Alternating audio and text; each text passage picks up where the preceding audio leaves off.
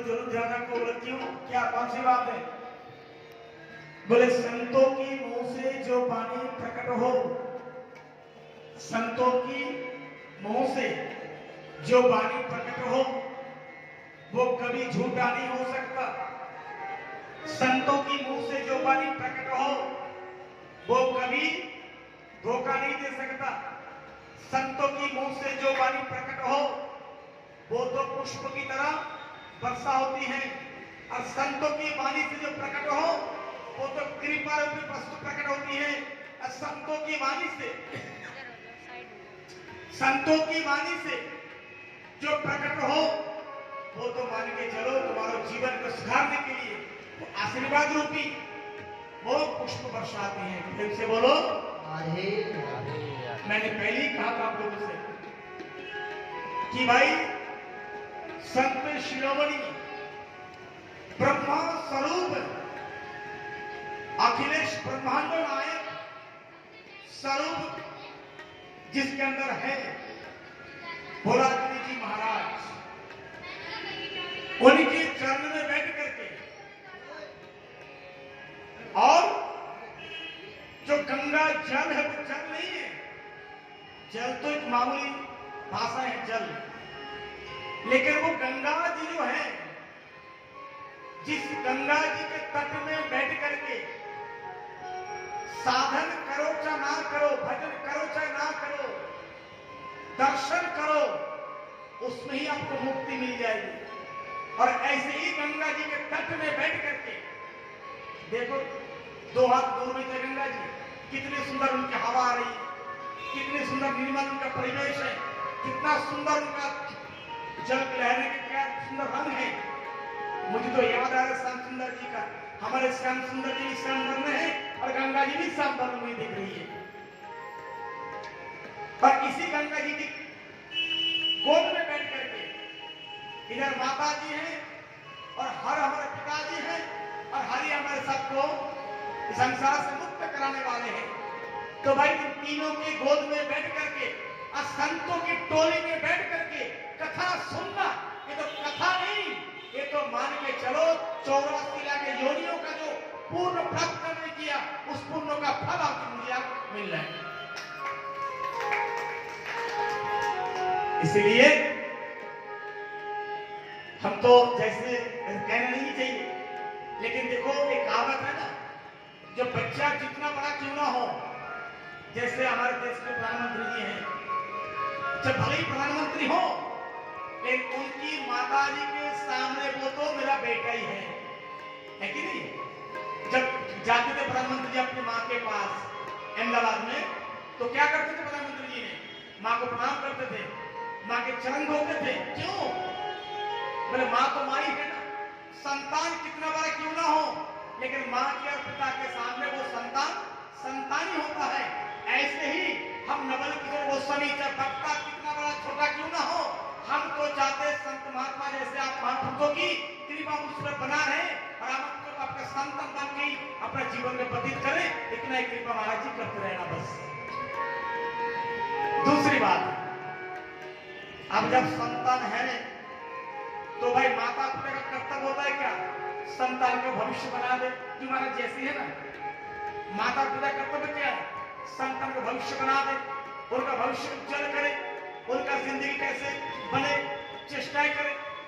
तो जब भाई माता पिता के रूप स्वरूप लेकर के संत महात्मा पधार रहे हैं मुझ पर कृपा करने के लिए, मुझे आशीर्वाद देने के लिए, तो मैं तो महाराज से निवेदन करूंगा, महाराज जी जब आपने मुझे पकड़ लिया, हम आपको पकड़ लिए, हम तो भाई छोड़ेंगे नहीं। हमारे कहावत है ब्रजभाषा में, अरे भैया कौए पकड़ना है, ब्रजवासी छलिया बाबा जी चोर, एक कहावत है महाराज, ब्रजवासी छलिया बाबा जी चोर, इनके साथ अपने को कभी करना नहीं विभोर। बोले भैया ब्रजवासी कौए पकड़ना है, ठाकुर जी कहते हैं, बोले लाला ओ छोरी ओ लाली, मैं तो ये पकड़ ना हूं और जल पे पर पकड़ बाप कतई छोड़ ना हूं। तो जब महाराज जी ने मुझ पर कृपा करने के लिए आए, महाराज जी गलती से मत सोचना कि मैं आपको छोड़ दूंगा, आप भली छोड़ के चले जाओ, ना मैं आपको छोड़ने वाला नहीं हूं। जब तक अपने उठाने वाले आश्रम में इस अधम की दास की कथा नहीं कराओगे और जब तक अपने मुंह से कहा श्री गुरु दार्जिलिंग आपका सेवक बन करके आपका दास बन करके जब कथा नहीं कराओगे, जब तक चांद सूरज रहेगा तब तक हमारा आपका रिश्ता चिरंतर अटूट रहेगा।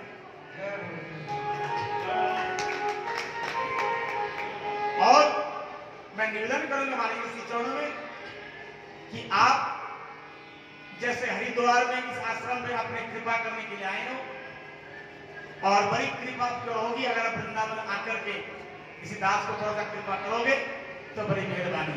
और मैं आशा करता हूं, देखो मैं तुम्हें झूठ बोलना नहीं आता, मैं वो वक्ता नहीं हूं। जैसे महाराज जी ने कहा कि आप गंगा जी कथा सुना रहे, बिल्कुल सही बात है, मैं तो पागल हूं, एकदम सही पागल हूं। जब मूड में आ जाए चला जाता हूं कहीं चुपचाप। हरिद्वार कम से कम नहीं तो 1000 बार हम आए, 1000 बार हम चुपचाप आते हैं, गंगा जी की थोड़ वहीं पहुंच जाते, वो जहां गंगा जी है वो जंगल के पास जाके चुपचाप ध्यान करना, पाठ करना मस्ती है। हम तो साफ कहते हैं कथा में श्रोता 5 आए चाहे 50 आए चाहे 500 आए चाहे 5000 आए, हमें कोई परवाह नहीं है। श्रोता हमारा एक बैठा है, इधर गंगा जी, इधर भोलागिरी महाराज जी, इधर मां जगदम्बा देवी दुर्गा जी, इधर हरदी, इधर माया देवी, इधर हरिहर बैठे हैं और संत महात्मा ही, और चाहिए क्या? आजकल लोग कहते महाराज पंडल भरेगा क्या कथा में? लोग कहते ऐड देते भैया इतना पोस्टर लगवा दो, इतना सोशल मीडिया कर दो, इतना होर्डिंग लगवा दो, इतना ऐड दे दो। अगर उनसे पूछा जाए भाई अगर आपको इतना ऐड दे करके इतना प्रचार करके कथाई करना है तो भैया इसका मतलब क्या है? इसका मतलब आपके खुद पर भरोसा नहीं है। क्यों? जैसे है आपको भगवान पर भरोसा नहीं है। ठाकुर जी कहते भैया कमाओ कम, खर्च ज्यादा करो। कमाने के चक्कर में ऐड दोगे, प्रचार करोगे, एक दिन पछाड़ खा के गिर जाओगे, उठाने के लिए व्यक्ति नहीं रहेगा और डॉक्टर को ले जाने के लिए सामने कोई मिलने वाला। इसलिए प्रचार ज्यादा मत करो। प्रचार करना है तो प्रचार जरूर करो। प्रचार करके माना नहीं है, अगर प्रचार करना तो उनकी प्रचार करो। उनकी प्रचार करोगे तो विचार आपका वो कर देंगे। अगर उसने विचार आपका कर दिया तो आपको सही दिखाई मिल जाएगी। यही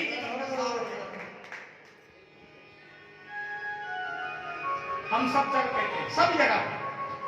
आज 30 साल हो गए कथा करते करते, अभी मेरी एज 52 साल का हूं मैं सबसे कहता हूं चाहे एक दिन का कथा हो, घर में हो, चाहे ग्राउंड में हो, चाहे हॉल में हो, चाहे मंदिर में हो, मैं साफ कहता हूं भैया अगर मुझसे कथा कराओ तो पोस्टर बिल्कुल मत चिपकाना, मुझे पसंद नहीं है।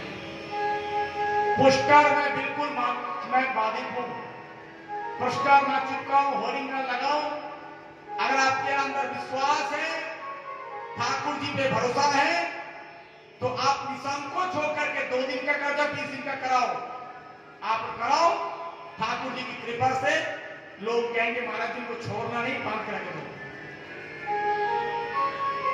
मेरा ये शौक नहीं है, हम व्यापारी प्रवक्ता नहीं हूं। मैं साफ कहता हूं, साफ कहना सुखी रहना।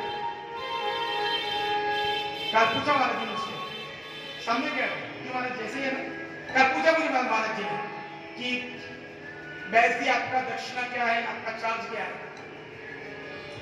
मेरा जीवन का संकल्प है, एक मेरा प्रतिज्ञा है, इस आश्रम का जो अभी वर्तमान महामंडलेश्वर जी हैं 1008 हमारे महामंडलेश्वर तेजस्वी गिरी महाराज, उनसे मेरा संबंध 40 साल से पहले, जब हम बचपन में आश्रम में रहा करते थे तो महाराज जी आश्रम में आया करते थे, तब से उनका संबंध मेरा।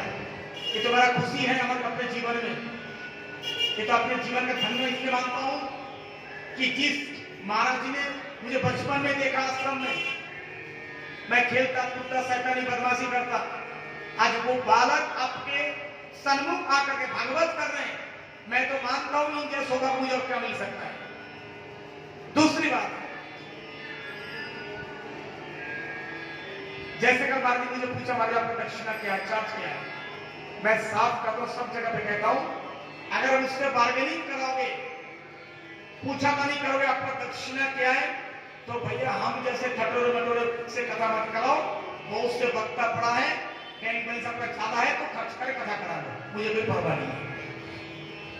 100 किसी की बात, मेरा डिमांड एक ही है, जो हमारे साथ में जो 2-3 लोग आते हैं उनका अपना सेवा कर देना और मुझे अपना आशीर्वाद देना। 30 साल से मेरा वही संकल्प है और जब तक इस शरीर में प्राण रहेगा तब तक इसी संकल्प को शादी कथा करूंगा, चाहे भूखा रहूं, चाहे प्यासा रहूं, चाहे भीख मांग के खा जाऊं, चाहे मजदूरी करके जीवन को व्यतीत कर दूं, लेकिन कथा मुझे बेचना नहीं है, कथा मुझे बार्गेनिंग नहीं करना, और कथा करके मुझे पैसा कमा करके संसार गृहस्थी जीवन व्यतीत करना, ये मेरा आचरण, ये मेरा विचार नहीं है, ये मेरा सिद्धांत है। और साफ कहता हूं मैं, आपने सुना होगा बंगाल के एक संत था विजय कृष्ण गोस्वामी जी महाराज, सुना महाराज जी, उनसे किसी ने एक बार वो बैठे थे जगन्नाथपुरी में, जगन्नाथपुरी उनका आश्रम है, बहुत बड़ा आश्रम है, वहां पर उनको कहते हैं जटाधारी बाबा, क्या बोलते हैं, जटाधारी बाबा। तो शाम को कोई व्यक्ति उनसे मिलने के लिए आए, तो जैसे ही प्रणाम किया तो गोस्वामी पाद ने निवेदन किया, बाबा आपका परिचय क्या है, तो बोले मैं तो भागवत प्रवक्ता हूं, मैं कथा करता हूं और मैं ऐसे ऐसा हूं, फला जो भी परिचय दिया। तो जैसे उन व्यक्ति ने ऐसा परिचय दिया